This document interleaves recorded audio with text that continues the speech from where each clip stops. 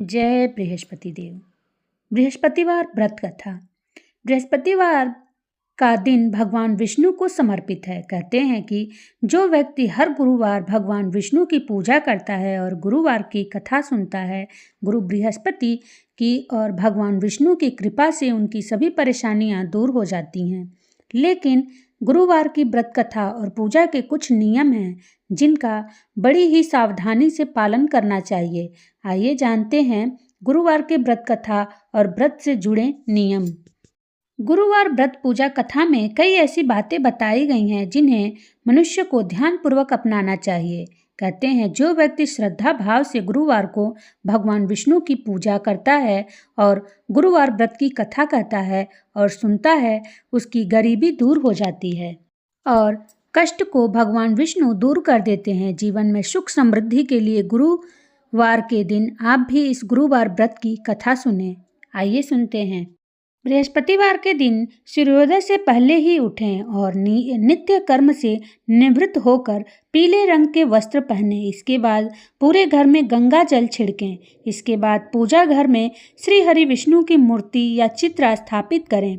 फिर पीले रंग के गंध पुष्प और अक्षत चढ़ाएं। इसके बाद चना गुड़ और मुनक्का चढ़ाकर विधि विधान से पूजन शुरू करें। इसके बाद ओम नमो भगवते वासुदेवाय का जाप करें।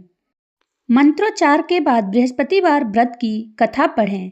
आइए सुनते हैं बृहस्पतिवार व्रत कथा। प्राचीन समय की बात है। भारतवर्ष में एक राजा राज्य करता था। वह बड़ा प्रतापी और दानी था। वह नित्य गरीबों और ब्राह्मणों की सेवा सहायता किया करता था।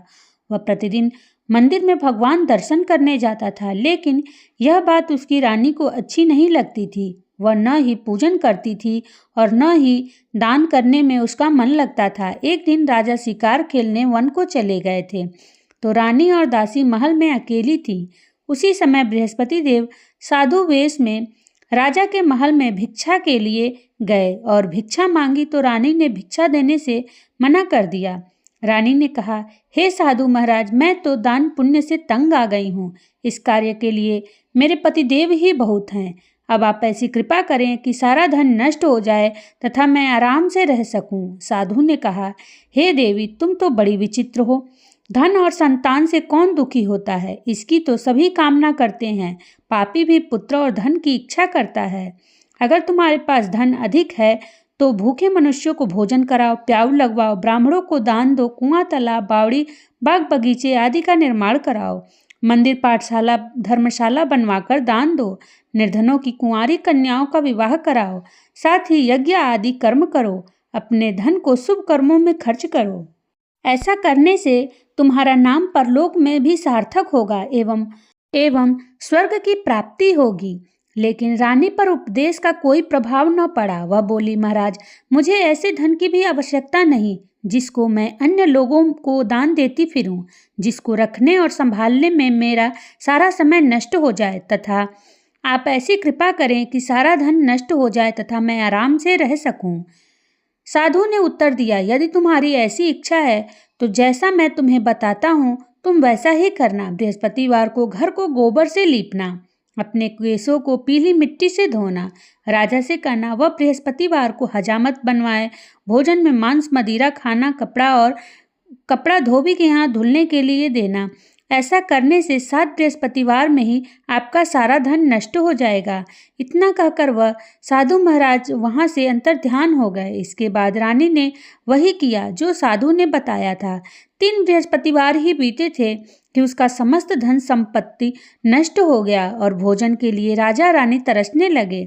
तब एक दिन राजा ने अपनी रानी से कहा कि हे रानी, तुम यहाँ पर रहो, मैं दूसरे देश को जाता हूँ, चाकरी के लिए चला जाऊं, क्योंकि यहाँ पर मुझे सभी मनुष्य जानते हैं, इसलिए मैं कोई कार्य भी नहीं कर सकता। देश चोरी परदेश भीख बराबर है। ऐसा कहकर राजा परदेश चला गया। वहाँ जंगल को जाता और लकड़ी काट कर लाता और शहर में बेचता। इस तरह जीवन व्यतीत करने लगा।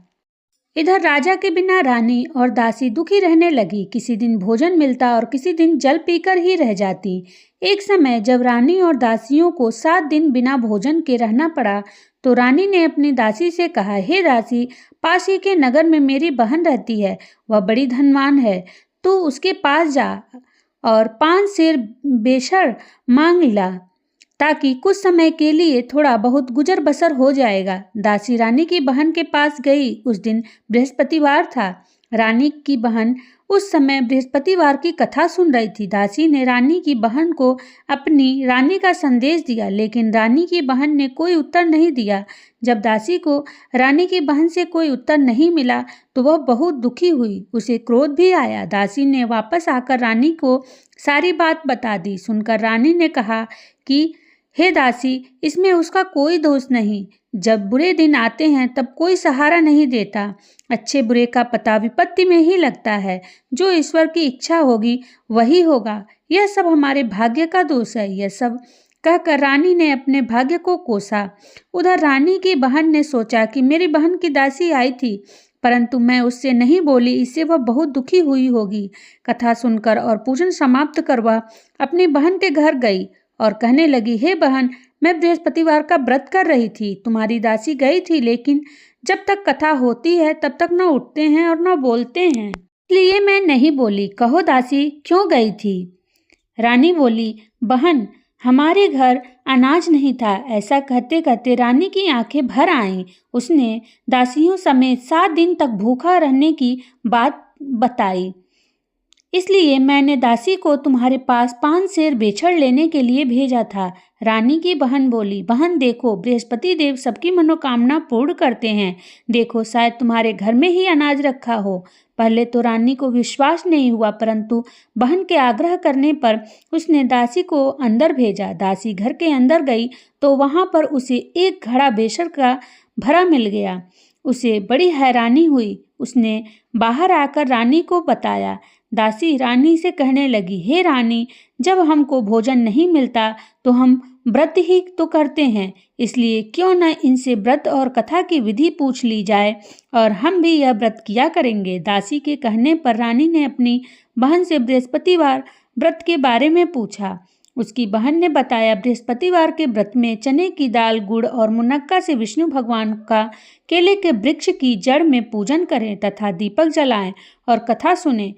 उस दिन एक ही समय भोजन करें। भोजन में पीले खाद्य पदार्थ का सेवन जरूर करें, इससे गुरु भगवान प्रसन्न होते हैं, अन्न, पुत्र और धन का वरदान देते हैं, साथ ही सभी मनोकामनाएं पूर्ण करते हैं। व्रत और पूजन की विधि बताकर रानी की बहन अपने घर लौट आई।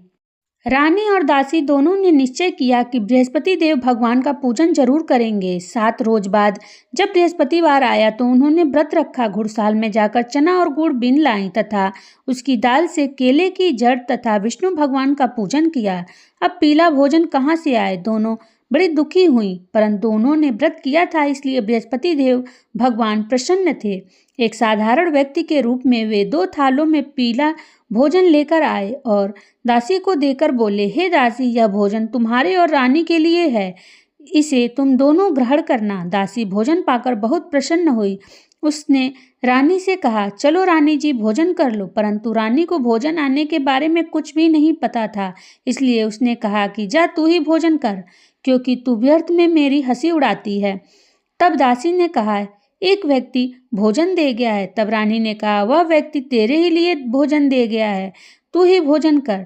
तब दासी ने कहा, वह व्यक्ति हम दोनों को 2 थालों में भोजन दे गया है, इसलिए मैं और आप दोनों ही साथ साथ भोजन करेंगी।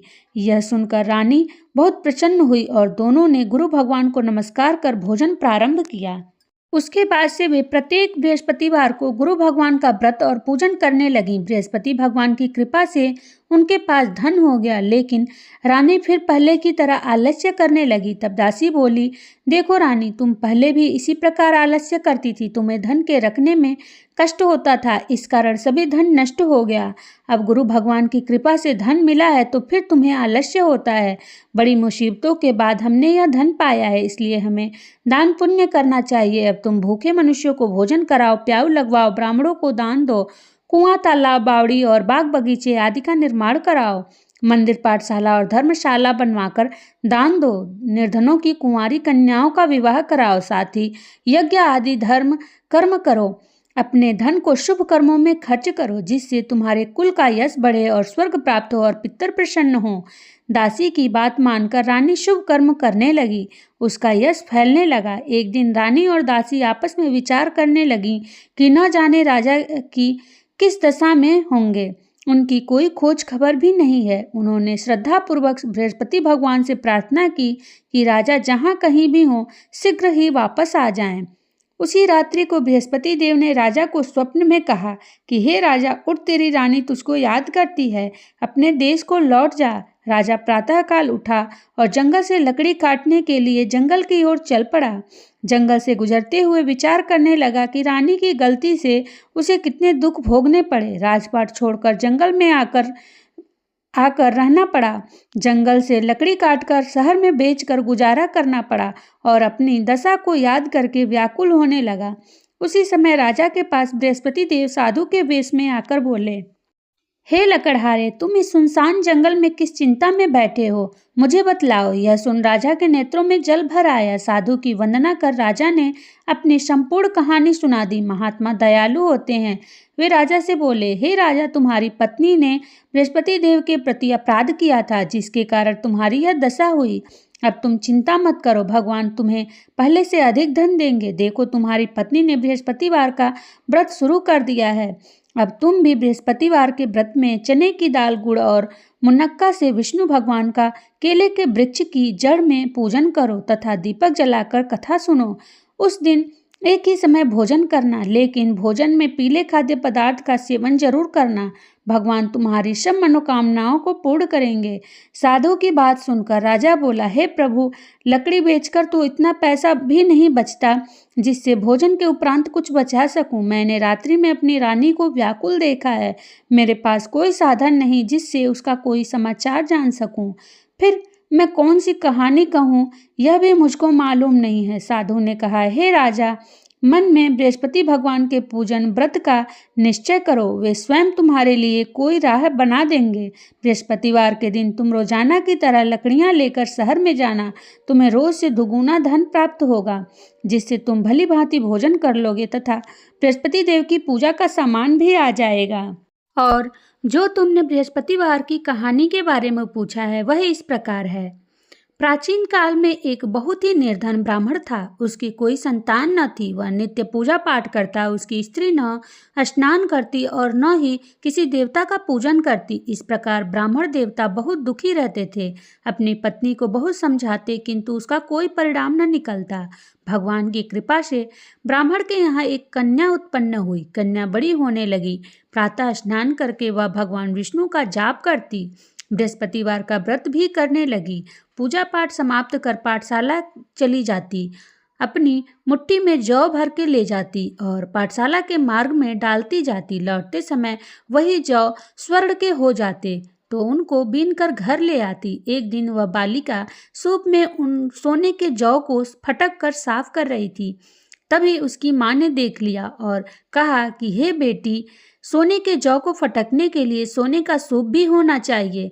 दूसरे दिन गुरुवार था। कन्या ने व्रत रखा और बृहस्पति देव से सोने का सूप देने की प्रार्थना की और कहा कि हे प्रभु, यदि सच्चे मन से मैंने आपकी पूजा की हो तो मुझे सोने का सूप दे दो। बृहस्पति देव ने उसकी प्रार्थना स्वीकार कर ली। रोजाना की तरह वह कन्या जौ फैलाती हुई पाठशाला चली गई।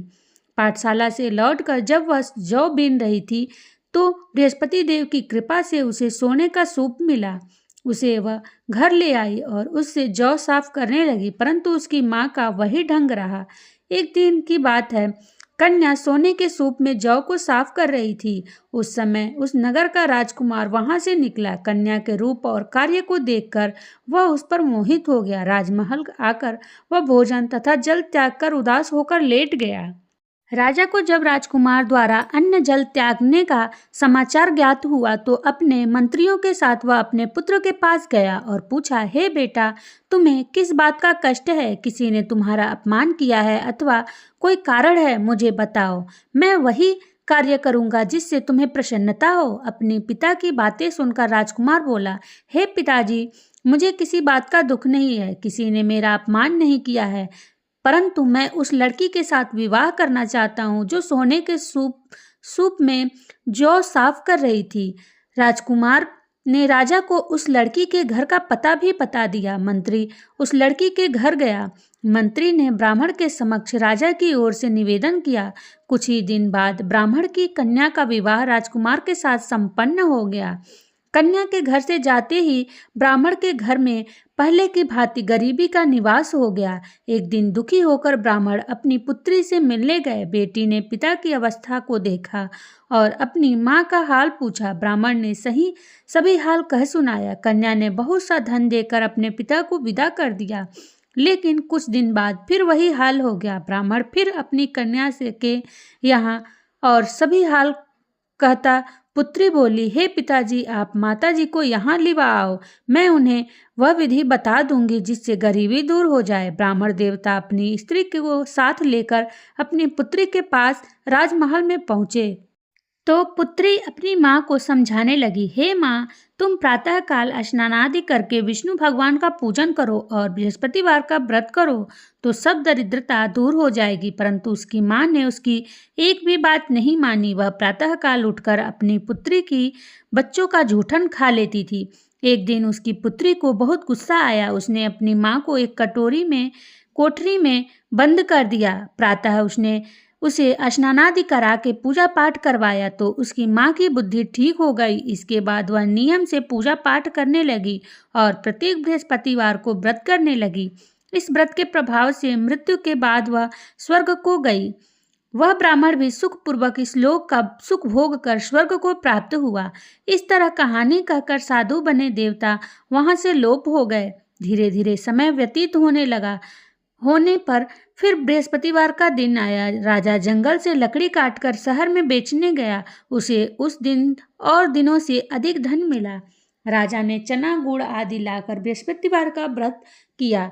उस दिन से उसके सभी क्लेश दूर हुए। परंतु जब अगले गुरुवार का दिन आया तो वह बृहस्पतिवार का व्रत करना भूल गया। इस कारण बृहस्पति भगवान नाराज हो गए। उस दिन उस नगर के राजा ने विशाल यज्ञ का आयोजन किया तथा अपने समस्त राज्य में घोषणा करवा दी कि सभी मेरे यहाँ भोजन करने आवे, किसी के घर चूल्हा न जले। इस आज्ञा को जो न मानेगा उसको फांसी दे दी जाएगी। राजा की आज्ञानुसार राज्य के सभी वासी राजा के भोजन में सम्मिलित हुए, लेकिन लकड़हारा कुछ देर से पहुंचा, इसलिए राजा उसको अपने साथ महल में ले गए। जब राजा लकड़हारे को भोजन करा रहे थे तो रानी की दृष्टि उस खुटी पर पड़ी जिस पर उसका हार लटका हुआ था। उसे हार खुटी पर लटका हुआ नहीं दिखाई दिया। रानी को निश्चय हो गया कि मेरा हार इस लकड़हारे ने चुरा लिया है। उसी समय सैनिक बुलवाकर उसको जेल में डलवा दिया। लकड़हारा जेल में विचार करने लगा कि न जाने कौन से पूर्व जन्म के कर्म से मुझे यह दुख प्राप्त हुआ है, और जंगल में मिले साधु को याद करने लगा। तत्काल बृहस्पति देव साधु के रूप में प्रकट हो गए और कहने लगे, अरे मूर्ख, तूने बृहस्पति देवता की कथा नहीं की, उसी कारण तुझे यह दुख प्राप्त हुआ है। अब चिंता मत कर, बृहस्पतिवार के दिन जेल खाने के दरवाजे पर तुझे 4 पैसे पड़े मिलेंगे। उनसे तू बृहस्पतिवार की पूजा करना तो देर सभी कष्ट दूर हो जाएंगे। अगले बृहस्पतिवार उसे जेल के द्वार पर 4 पैसे पड़े मिले। राजा ने पूजा का सामान मंगवाकर कथा कही और प्रसाद बांटा। उसी रात्रि में बृहस्पति देव ने उस नगर के राजा को स्वप्न में कहा, हे राजा, तूने जिसे जेल में बंद किया है उसे कल छोड़ देना, वह निर्दोष है वाले राजा हैं। रानी का हार उसी खूंटी पर लटका हुआ है। अगर तू ऐसा नहीं करेगा तो मैं तेरे राज्य को नष्ट कर दूंगा। राजा प्रातःकाल उठा और खूंटी पर हार टंगा देखकर लकड़हारे को बुलाकर क्षमा मांगी तथा राजा के योग्य सुंदर वस्त्र आभूषण भेंट कर उसे विदा किया। गुरुदेव की आज्ञानुसार राजा अपने नगर को चल दिया। राजा जब नगर के निकट पहुंचा तो उसे बड़ा ही आश्चर्य हुआ। नगर में पहले से अधिक बाग, तालाब और कुआं तथा बहुत सी धर्मशालाएं, मंदिर आदि बने हुए थे। राजा ने पूछा कि यह किसका बाग और धर्मशाला और मंदिर है। तब नगर के सब लोग कहने लगे कि यह सब रानी और दासी द्वारा बनवाए गए हैं। राजा को आश्चर्य हुआ और गुस्सा भी आया कि अनुपस्थिति में रानी के पास धन कहाँ से आया होगा।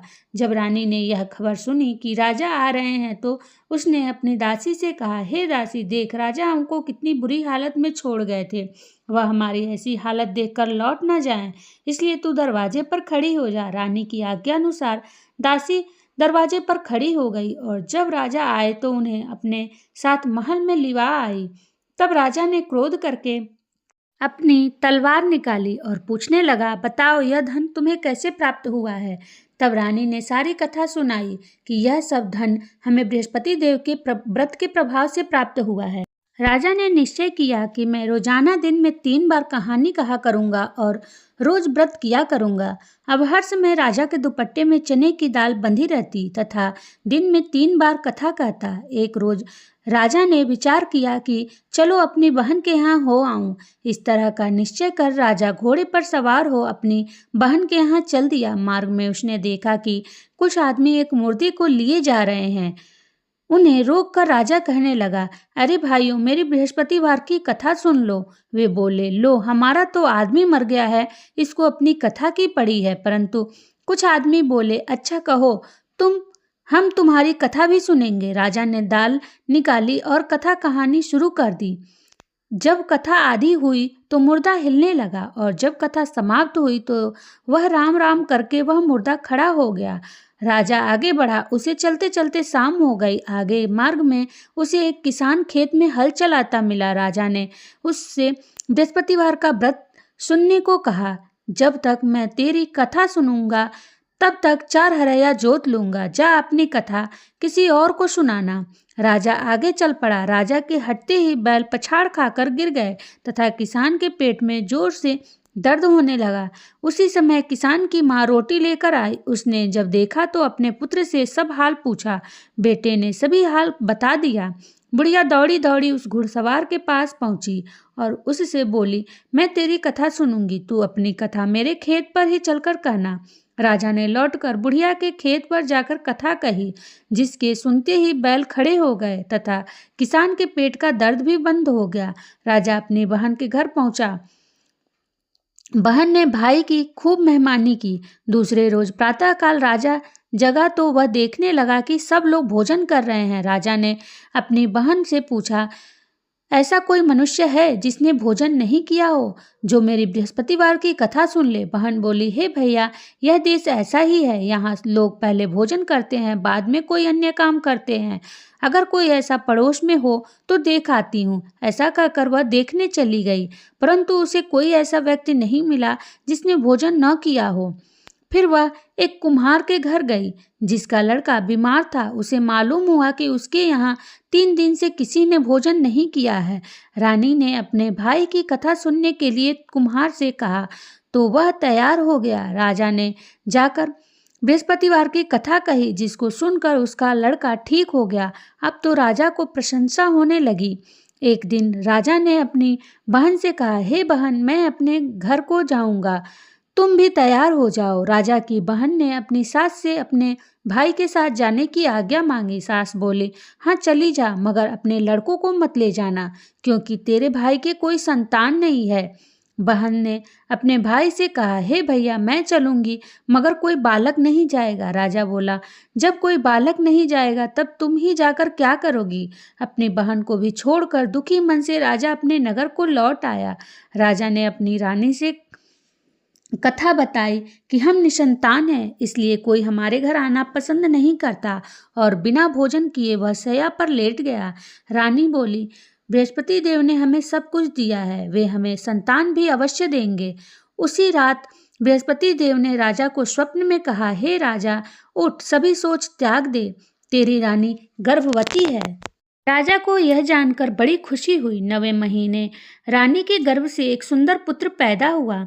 तब राजा बोला, हे रानी, स्त्री बिना भोजन के रह सकती है, परंतु बिना कहे नहीं रह सकती। जब मेरी बहन आए तो तुम उससे कुछ मत कहना। रानी ने हाँ कर दी। जब राजा की बहन ने यह शुभ समाचार सुना तो वह बहुत खुश हुई तथा बधाई लेकर अपने भाई के यहाँ आई। रानी ने तब उससे कहा, घोड़ा चढ़कर तो नहीं आई, गधा चढ़ी आई। तो राजा की बहन बोली, भाई, मैं इस प्रकार न कहती तो तुम्हारे घर औलाद कैसे होती। बृहस्पति देव सभी मनोकामनाएं पूर्ण करते हैं।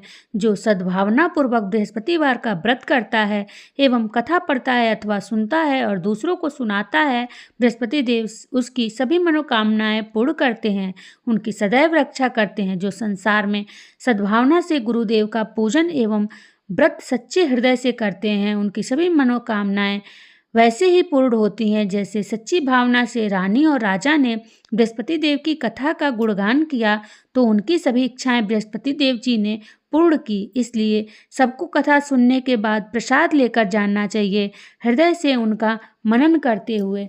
जय बृहस्पति देव। अगर आपको वीडियो पसंद आए तो प्लीज़ लाइक, कमेंट, शेयर और चैनल को सब्सक्राइब करना ना भूलें।